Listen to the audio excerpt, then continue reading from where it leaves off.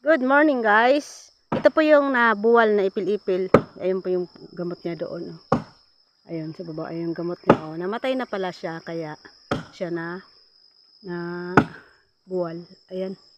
Ayun po yung sanga niya. Hindi niya na kaya i-carry. Kasi masyadong malaking sanga kaya siya na buwal. Ngayon, ayan po. Malaki po yan.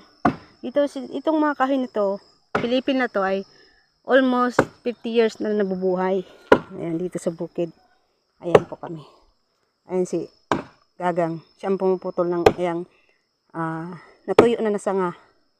Kasi dito, kung hindi kami kukuha, sa susunod na linggo, ubos na to. Ang maiiwan, yung matigas lang. Yung mga malalaki. Ang dami nang nakuha doon sa mga ng ibang tao. Naunahan kami. Ikalawa lang kami, o nahuli kami ni partner. Ayan.